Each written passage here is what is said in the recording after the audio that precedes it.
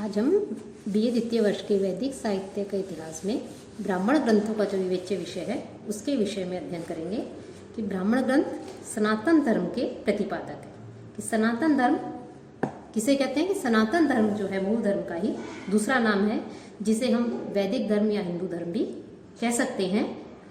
ब्राह्मण ग्रंथ जो है इसके विषय में हम पिछले व्याख्यानों में काफ़ी कुछ अध्ययन कर चुके हैं कि और जो ब्राह्मण ग्रंथ है उनका विवेच्य विषय क्या है, किसके विषय में उनका किन किन विषयों के विषय में इसमें विवेचन किया गया है। तो विधि भाग, अर्थवाद, उपनिषद तत्व और आख्यान चर्चा, इन चारों में ही जो है ब्राह्मण ग्रंथों का विवेच्य विषय समाविष्ट हो जाता है। कि विधि भाग कि यज्ञ को जो संपादित करने की विधियों का वर्णन विधि भाग कहलाता है। कर्मकांड की आवश्यकता और उपयोगिता उसका सुंदर विवेचन विधि भाग में किया गया है। यज्ञो वै श्रेष्ठतमम कर्म, अतः यज्ञ करना हमारा महानतम कर्म है और इस नारे का उद्घोषी विधि भाग का प्राण है। इसमें वेद मंत्रों का विश्लेषण करना, व्याख्या करना और शब्दों की व्युत्पत्ति करना भी विधि भाग का ही मूल विषय है। अर्थवाद अर्थात करणीय कार्यों की प्रशंसा करना और त्याज्य कार्यों की निंदा करना अर्थवाद कहलाता है। विहित कार्य प्ररोचना, निषिद्ध कार्य निवर्तना अर्थवाद। ब्राह्मण ग्रंथों के अर्थवाद जो भाग है उस भाग में यज्ञों के संपादन की अत्यधिक प्रशंसा की गई है कि एक ब्राह्मण के लिए अध्ययन, अध्यापन, यजन, याजन, दान, प्रतिदाता, दान देना लेना जैसे कार्य करणीय बताए गए हैं। क्षत्रिय के लिए समाज सुरक्षा और राष्ट्र की रक्षा करना कार्य बताया है। जो वैश्य वर्ण है उसके लिए कृषि, दुग्ध व्यवसाय, व्यापार जैसे कार्य करणीय हैं और एक शूद्र व्यक्ति के लिए अन्य वर्णों की सेवा करना ही करणीय बताया है। इसी प्रकार से इसमें जो आश्रम व्यवस्था है, वर्ण व्यवस्था के साथ साथ आश्रम व्यवस्था के द्वारा भी जो कार्यों की प्रशंसा की गई है और करणीय कार्यों की प्रशंसा की गई है, वहीं दूसरी ओर जो त्याज्य कार्य हैं, जिन कार्यों का हमें त्याग करना चाहिए, उनकी निंदा भी इसमें अर्थवाद जो भाग है ब्राह्मण ग्रंथों का उसमें की गई है। अब उपनिषद तत्व कि उपनिषद भाग में कि उपनिषद किसे कहते हैं? कि ब्रह्म विद्या का नाम उपनिषद है। तो ब्राह्मण ग्रंथों का जो उपनिषद भाग है उस उपनिषद भाग में विद्या, अविद्या, माया, जगत, ईश्वर, जीव जैसे रहस्यपूर्ण जो तत्व हैं उन तत्वों के विषय में विचार किया गया है। इसमें मनुष्य को जन्म, मृत्यु, जरा, मरण आदि की व्याधि से मुक्त करने का विधान भी बताया गया है और इसके विषय में शतपथ ब्राह्मण में हमें विवेचन देखने को मिलता है। साथ ही साथ ब्राह्मण ग्रंथों में का जो आख्यान जो है उन आख्यानों का भी हमें दर्शन होता है कि इसमें राजा पुरुरवा उर्वशी के प्रति अटूट अनुराग से युक्त आख्यान अत्यधिक दर्शनीय है। माता कद्रू और गरुड़ वंश की आदि माता सुवर्ण या वनिता के बीच राजसत्ता को लेकर जो संघर्ष हुआ था, हमें उसका संकेत भी मिलता है।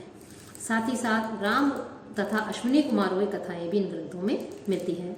राजवंशों की कथाओं के अतिरिक्त अनेक जो ऋषि हुए हैं उन ऋषि वंशों की कथाएं भी ब्राह्मण ग्रंथों में मिलती हैं।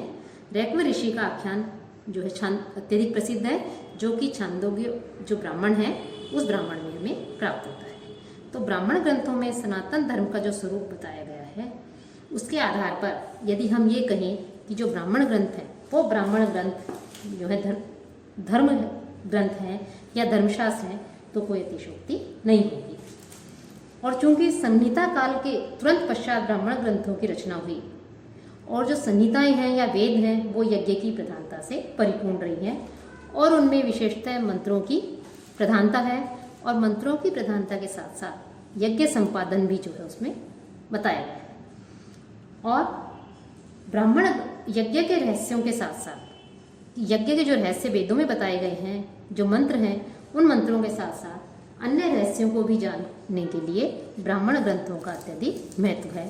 ब्राह्मण ग्रंथों में यज्ञ संपादन कैसे किया जाए, इन सब का विवेचन किया गया है क्योंकि यज्ञ को ईश्वर का स्वरूप माना गया है।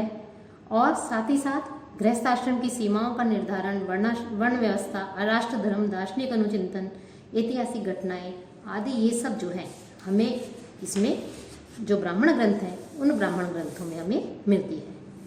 और जो ब्राह्मण साहित्य है उस ब्राह्मण साहित्य का या ब्राह्मण ग्रंथों का जो धर्मशास्त्र ग्रंथ है हमारे, उनके ऊपर अत्यधिक प्रभाव हमें दिखाई पड़ता है। कि धर्मशास्त्र के जो प्रसिद्ध लेखक पीवी काणे हुए हैं, उन्होंने ब्राह्मण ग्रंथों को धर्मशास्त्र के अंतर्गत ही माना है और ब्राह्मण साहित्य से प्रेरणा लेकर ही सूत्र ग्रंथ में जो यज्ञवाद है उसमें जो है उसको उनको अत्यधिक महत्वपूर्ण स्थान दिया गया है। और जहाँ वेदों के स्वरूप को यदि हम जानना चाहते हैं तो भी ब्राह्मण ग्रंथों का महत्वपूर्ण योगदान रहा है।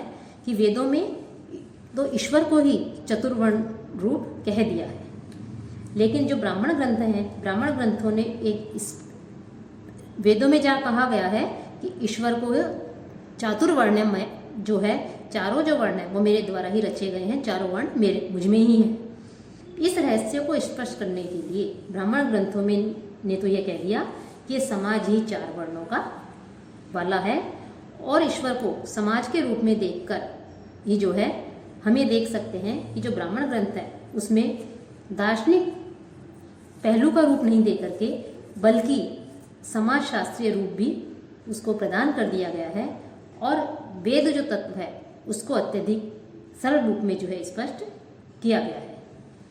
ब्राह्मण साहित्य में जहाँ तक भाषा का प्रश्न है, सरल भाषा और स्पष्ट शैली का प्रयोग किया गया है। कि वेदों में जहाँ सामान्य व्यक्ति या आमजन उसको नहीं समझने में थोड़ी उनको परेशानी होती है, उसे नहीं समझ सकते हैं उसकी भाषा को, वहीं ब्राह्मण साहित्य में सरल भाषा और स्पष्ट शैली का प्रयोग होने से वेदों का जो रहस्य है उस वेदों के रहस्य को जनोपयोगी बना दिया गया। इसलिए यदि ब्राह्मण ग्रंथों को जनग्रंथ कहा जाए तो इसमें भी कोई अत्युक्ति नहीं होगी और ब्राह्मण ग्रंथों को वैज्ञानिक ब्राह्मण जो है वो धर्म का आधार कहा जाए या वैदिक धर्म कहा जाए या धर्मशास्त्र कहा जाए तो इसमें भी जो है किसी प्रकार की कोई अत्युक्ति नहीं होगी।